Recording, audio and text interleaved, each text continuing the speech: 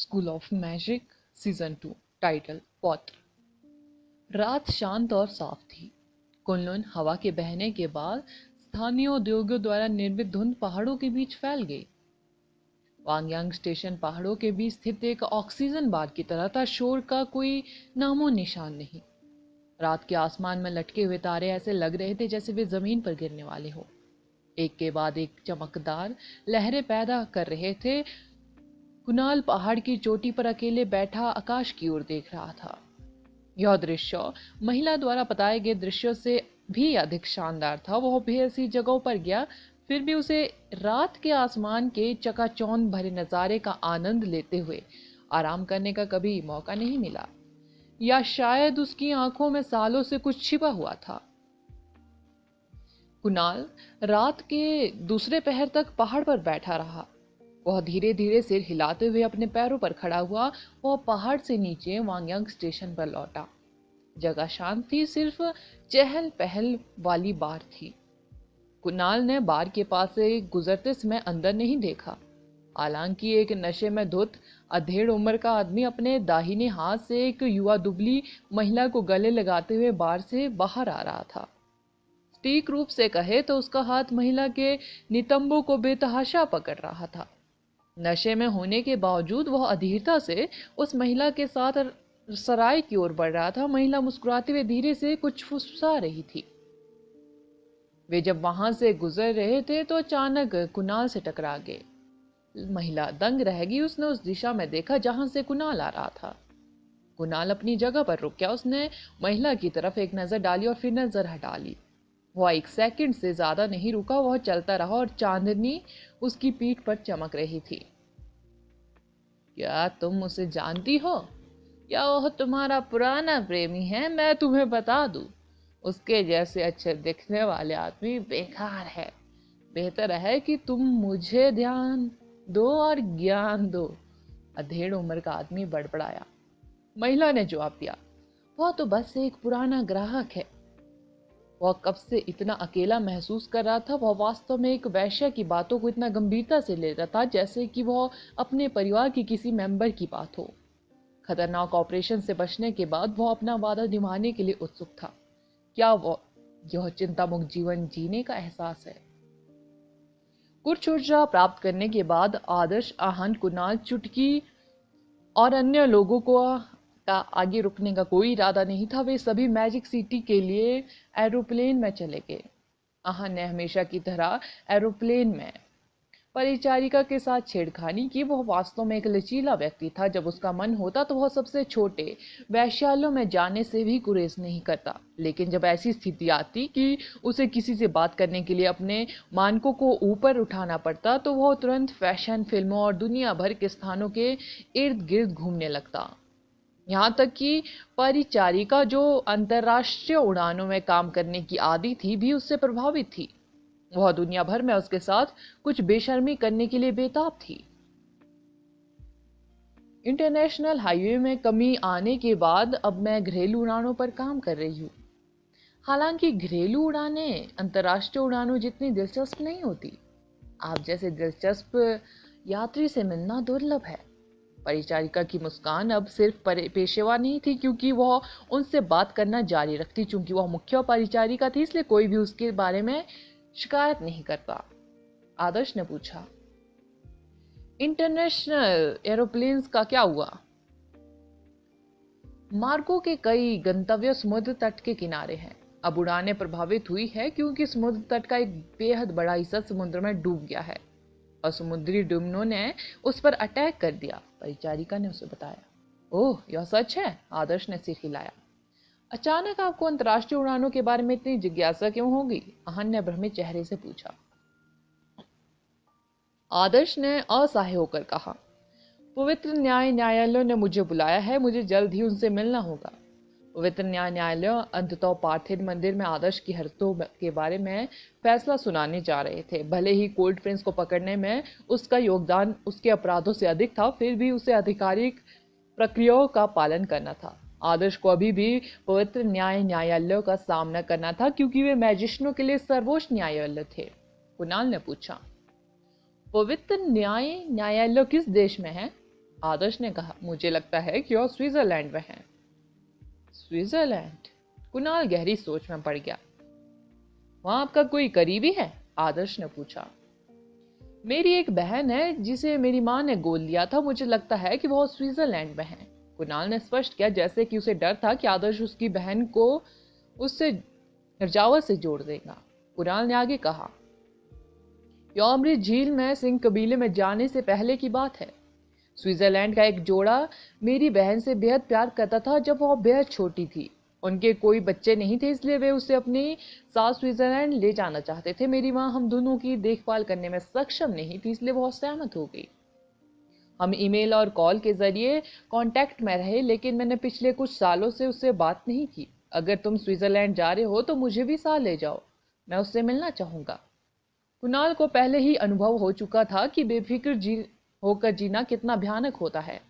हालांकि उसने कुछ सालों से अपनी बहन से बात नहीं की, फिर भी वह उससे मिलना चाहता था और जानना चाहता था कि वह ठीक है। वह उसे अपनी माँ के निधन के बारे में भी बता सकता था। वह जल्द ही नंदेश पर्वत पर जाने वाला था। आखिर ज्ञान सिंह उसके चाचा थे। अमृत शहर के लोग जो प्राचीन राजधानी में रहते थे, वे भी नए नंदेश पर्वत में चले गए थे। उसके लिए उनके साथ रहना बेहतर था। जरूर, अकेले जाना वैसे भी बेहद बोरिंग होगा। आहन, क्या तुम घूमना चाहोगे? आदर्श ने कहा। हाल ही में मेरे एक्सपीरियंसों के आधार पर मेरा दृढ़ विश्वास है कि तुमने दूरी बनाए रखना सबसे सुरक्षित विकल्प है तुमसे। आहन ने सावधानी से उत्तर दिया। बहुत बढ़िया, इसका मतलब है कि तुम भी जा रहे हो। एक और देश हमारे द्वारा जीतने का इंतजार कर रहा है, आदर्श ने हंसते हुए कहा। अरे क्या तुम इंसानी भाषा भी समझते हो? नंदिनी हाल ही में बेहद बिजी थी। नंदेश पर्वत पर जाने का कोई मतलब नहीं था। आदर्श ने सिंह कबीले से मुलाकात की और उन्हें अर्जुन के विश्वासघात के बारे में बताया और अपना बाकी समय मैजिक सिटी में बिताया। यह वह शहर था जिससे वह सबसे अधिक परिचित था। वह यूनिवर्सिटी ऑफ मैजिक में घूम सकता था, या जब वह ऊब जाता तो हीरो हंटर एजेंसी जाता। देश का सबसे बड़ा मैजिक एसोसिएशन भी मैजिक सिटी में था। इसमें नवीनतम जानकारी और बेहतरीन इक्विपमेंट्स थे। मैजिक सिटी में रहने से कुछ भी गलत नहीं होगा। आदर्श को डीन गरीश से मिलने और उनके साथ चाय पीने में काफी समय हो गया था। उसने काफी समय एकांत में कल्टीवेशन करते हुए बिताया और पार्थिन मंदिर में बोरियत से लगभग मर ही गया था। इसलिए वो अलग अलग जगहों पर जाना चाहता था और अपने जानने वाले लोगों से मिलना चाहता था। वह यह भी देखना चाहता था कि डीन गिरीश के पास कुछ प्रभावशाली है या नहीं।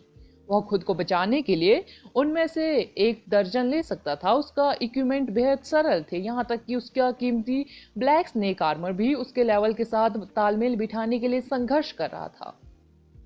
वह ज्यादातर इसका यूज केवल पॉइजन से खुद को बचाने के लिए करता। डीन गिरीश के कार्यालय में कुछ पुराने प्रोफेसर मौजूद थे। जब वह पहुंचा, वे लगभग आश्चर्य में बोल पड़े और युवा असभ्य छात्र को चाय के प्याले हाथ में लेकर घुसने के लिए डांटा। हालांकि जब उन्हें पता चला कि यह आदर्श था तो उन्होंने तुरंत दोस्ताना मुस्कान बिखेरी और बताया कि उनकी खूबसूरत पोतिया है जो अभी भी अविवाहित है, यानी कुंवारी है। आदर्श, मेरी पोती बेहद अच्छी लड़की है और निश्चित रूप से ये वाले सर की पोती से बड़ी है। क्या आजकल आप जैसे युवा पुरुष बड़े आकार को पसंद नहीं करते? आप आकर मेरी पोती से मिल सकते हैं, एक प्रोफेसर ने कहा। आप लोग कितने बेशर्म हैं। मैं पहले से ही बिजी हूँ, लेकिन अगर आपको अपनी पोतियों को मेरा बिस्तर गर्म करने के लिए देने में कोई आपत्ति नहीं है तो आप उन्हें मेरे घर भेज सकते हैं, आदर्श ने कहा। यह तो थोड़ा ज्यादा हो गया। दूसरी पत्नी ही चलेगी, एक महिला निर्देशक अभी से बर्दाश्त नहीं कर सकी। प्रोफेसर, क्या आप अपने शब्दों के प्रति ज्यादा सचेत नहीं हो सकते? डीन गिरीश ने पुराने प्रोफेसरों के बीच अनुचित विषयों को जल्दी से बाधित किया। उन्होंने कहा, आदर्श, मैंने सुना है कि पवित्र न्यायालय ने आपको एक पत्र भेजा है। हाँ, इसलिए मैं यह पूछने आया हूँ कि क्या आपके पास यहाँ कोई बढ़िया मैजिक इक्विपमेंट है। उन्होंने कहा कि वे इस बारे में परेशान नहीं होंगे कि मैंने पार्थिन मंदिर में क्या किया, क्योंकि मैंने कोल्ड प्रिंस को पकड़ लिया था। लेकिन मैंने पार्थिन मंदिर में बेहद से पादरी और पवित्र दरबारी मैजिस्ट्रों को नाराज किया है। अगर वे मुझे पर्दे के पीछे फंसाने की योजना बना रहे हैं तो क्या मैं मुसीबत में नहीं पड़ूंगा? आदर्श ने जवाब दिया। मुझे डर है कि मेरे पास यहाँ वास्तव में कुछ भी प्रभावशाली नहीं है। इसके अलावा क्या तुमको उनमें से कुछ को अपने जूनियर्स के लिए नहीं छोड़ना चाहिए? यह मैजिक इक्विपमेंट्स जो आपके लिए बेकार है उनके लिए बेहद कीमती है, डीन गिरीश ने कहा। आप सही कह रहे हैं। आप मुझे ले जाने के लिए किसी एक्सपर्ट को क्यों नहीं नियुक्त करते? मैं पवित्र न्यायालयों के लोगों पर वास्तव में भरोसा नहीं करता, आदर्श ने जवाब दिया। प्रोफेसर विश्वास, आप नहीं चाहते थे कि आदर्श आपका पोता दामाद बने? आप उसके साथ पवित्र न्यायालय क्यों नहीं जाते? अपनी पोती को भी साथ ले आते। वे अभी भी युवा है, उनके पास सिद्धांत हो सकते हैं, लेकिन कौन जानता है कि जब वे विदेश में होंगे तो क्या होने वाला है, डीन गिरीश ने कहा। डीन गिरीश! महिला निर्देशांक अपना दिमाग खोने की कगार पर थी। वह चली गई क्योंकि वह अब इन लोगों की बातें बर्दाश्त नहीं कर सकती थी। सभी ने उसे अनदेखा कर दिया। प्रोफेसर विश्वास ने हाथ हिलाया और कहा, मैं पवित्र न्यायालयों के मैजिस्ट्रेटों के पास नहीं जा रहा हूं। पवित्र न्यायालयों के लोग डिमनों के अलावा कुछ नहीं है। अगर मैं 30 साल छोटा होता तो शायद मुझे वहां जाकर उनके अहंकार को कुचलने में दिलचस्पी होती, लेकिन अब मुझे याद है कि तुम हमेशा अतीत में वहां के किसी इंस्टीट्यूट में जाते थे। क्या इसका मतलब यह नहीं है कि तुम उस जगह से ज्यादा परिचित हो? तुम एक यात्रा का आयोजन क्यों नहीं करते और कुछ छात्रों को भी साथ ले जाओ?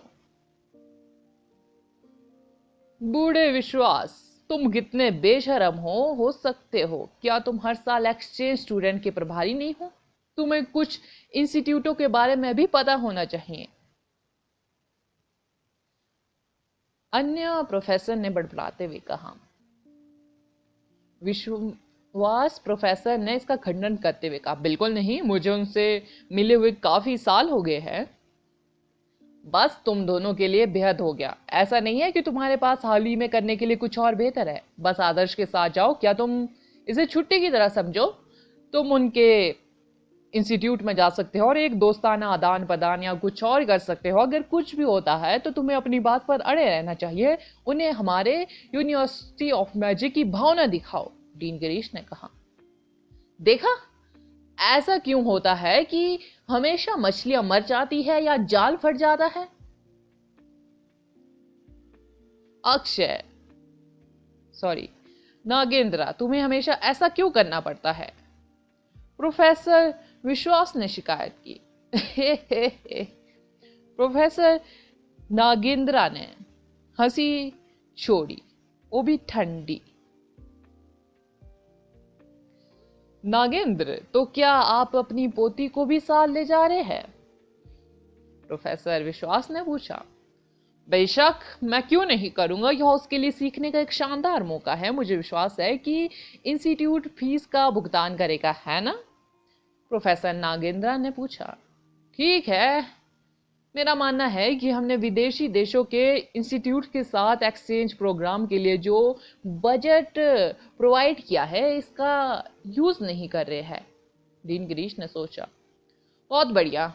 आदर्श, तुम्हें पता होना चाहिए कि हम इंस्टीट्यूट में पूरी तरह से स्वतंत्र नहीं है। अगर हम वास्तव में आपके साथ जाना चाहते हैं तो हमें अपने कुछ स्टूडेंट्स को उन प्रतिष्ठित इंस्टीट्यूटों में जाने के लिए साथ लाना होगा। कोई समस्या नहीं, आप अभी भी मुझे एस्कॉर्ट करेंगे। इसके अलावा मैं एक सम्मान्य टीचर भी हूं, आदर्श ने तुरंत सहमति जताई। स्कूल ऑफ मैजिक,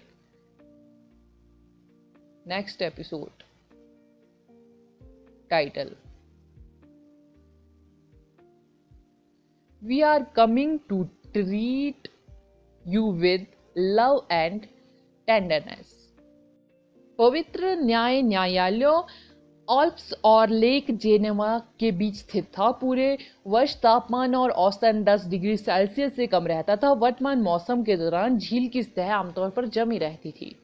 ऐसा लगा जैसे वे स्वर्ग में बर्फ के दर्पण पर चल रहे हो। आदर्श पहले जिनेवा गया, जिनेवा झील के आसपास भ्रमण किया और आल्प्स पर चढ़ाई की। प्रोफेसर नागेंद्रा इस जगह के लिए बिल्कुल बेवकूफ थे। उन्होंने छात्रों से कहा कि चूंकि वे अपने क्षितिज का विस्तार करने आए हैं, इसलिए उनके लिए ट्रेन लेने के बजाय पैदल यात्रा करना बेहतर है, ताकि वे धीरे धीरे आल्प्स और पहाड़ों के शानदार दृश्यों का आनंद ले सके और प्रकृति के साथ एक अलग अनुभव प्राप्त कर सके। जब वे आल्प्स पर्वत पर चढ़ रहे थे तो वहां पहाड़ों और झीलों के अद्भुत दृश्य थे। बंजर जमीन और चट्टानों का अस्पष्ट गहरा भूरा रंग, गहरे नीले पानी और शुद्ध सफेद बर्फ की सुंदरता के साथ विरोधाभास पैदा कर रहा था। आदर्श को अपराधी की तरह पवित्र न्यायालयों में बुलाया जाना था, लेकिन यूनिवर्सिटी ऑफ मैजिक उनकी प्रक्रियाओं का पालन करने के लिए तैयार नहीं था। वे पवित्र न्यायालयों के प्रतिष्ठित मेहमानों की तरह यात्रा का आनंद ले रहे थे। पवित्र न्यायालय मूलतः आल्प्स संस्थान से जुड़ा हुआ था, जो पार्थिन मंदिर कॉलेज और पार्थिन मंदिर के बीच के संबंध के समान था। पवित्र न्यायालय 5 महाद्वीपों के मैजिक एसोसिएशन से संबंधित था और मैजिशियनों के लिए सर्वोच्च न्यायालय था। न्यायालय द्वारा अपराधियों को दी गई सजा पर कोई अपील नहीं थी। एक अपराधी को 5 महाद्वीपों के मैजिक एसोसिएशन और उसके अधिकार क्षेत्र के अंतर्गत आने वाले देशों और स्थानों द्वारा कड़ी सजा दी जाती थी। आदर्श ने पार्थिन मंदिर में पवित्र न्यायालय का अपमान किया था। दूसरी ओर इजिशा, जो अभी भी पवित्र न्यायालय में एक इम्पोर्टेंट पद पर थी, ने पिछले साल अपना टाइम बर्बाद नहीं किया। वह पादरी द्वारा स्थापित अनुबंध द्वारा प्रतिबंधित थी, जिससे उसे आदर्श और राधा के खिलाफ कोई भी साजिश करने के लिए रोका गया था। हालांकि वह अभी भी मैजिशियनों को कंट्रोल करने वाले कानूनों का यूज करके आदर्श को परेशानी में डाल सकती थी। आदर्श ने कोल्ड प्रिंस को गिरफ्तार करके पवित्र न्यायालय पर बेहद बड़ा उपकार किया। उसने स्पष्ट रूप से बिना शर्त सजा से छूट पाने का मौका अर्जित किया, लेकिन महिला अभी भी पर्दे के पीछे से तार खींच रही थी। उसने आदर्श को बुलाया और उस पर कुछ आरोप लगाने पर जोर दिया। आरोप बेहद बड़े थे। आदर्श पर पार्थिन मंदिर के गोल्डन सन नाइट्स की हत्या का आरोप था। उसने गोल्डन सन नाइट्स के नाम भी बताए, जिससे उनके परिवार आदर्श के खिलाफ मुकदमा दायर करने के लिए उकसाए गए। पवित्र न्यायालय आरोपों को अनदेखा नहीं कर सकता था। अगर आदर्श पेश नहीं होता तो उसे सबसे ज्यादा दोषी ठहराया जाता। हर गोल्डन सन नाइट एक सुपर मैजिशियन था। एक सुपर मैजिशियन को आमतौर पर यूरोप में उत्कृष्ट दर्जा प्राप्त था और उससे कबीले का समर्थन करने में कोई परेशानी नहीं थी। जिस कबीले ने आदर्श को जेल की सजा देने की मांग की, वह स्विट्जरलैंड राइन्स का एक प्राचीन प्रसिद्ध कबीला था।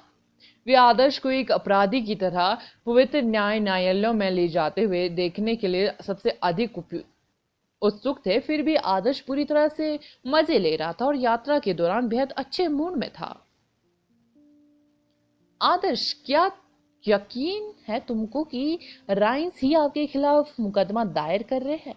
कुणाल ने पवित्र न्यायालय से आए पत्र पर नजर डालते हुए एक अजीब भाव से पूछा। यह निश्चित रूप से वे है। क्यों? आदर्श ने भ्रमित नजर से पूछा। कुणाल ने कहा, क्या संयोग है कि जो दंपति मेरी बहन की देखभाल करने के लिए सहमत हुए हैं, वे एक ही प्रसिद्ध परिवार से है। शायद तुम्हारी बहन ने ही चीनी भाषा में मुकदमा दायर करने का अनुरोध लिखा है। आहन ने जोर से हंसते हुए कहा। यह थोड़ा अजीब है। आदर्श ने अपना सिर रगड़ा। आदर्श को यह जानने में भी दिलचस्पी थी कि राइन कौन था। पवित्र न्यायालय ने इस घटना में कुछ पवित्र न्यायालयों के मैजिस्ट्रेटों को खो दिया, लेकिन वे इस पर आंखें मूंदने को तैयार थे। इस बीच राइन अचानक कहीं से प्रकट हुआ और उनके खिलाफ मुकदमा दायर किया। अगर कुछ भी हो तो पार्थिन मंदिर को ही मुकदमा दायर करना चाहिए। आखिरकार गोल्डन सन नाइट्स पार्थिन मंदिर से थे। क्या तुमने सचमुच उन गोल्डन सन नाइट्स को मार डाला? कुणाल ने अविश्वास से पूछा। हर गोल्डन सन नाइट एक सुपर मैजिशियन था, जो पार्थिन मंदिर की सबसे मजबूत ताकतों में से एक था। आदर्श ने यह कैसे किया? पार्थिन मंदिर को ग्रेट म्यूज मेलोरा और पादरी डुलंग द्वारा कंट्रोल किया जा रहा था। वे राधा सहित उम्मीदवारों को तैयार कर रहे थे।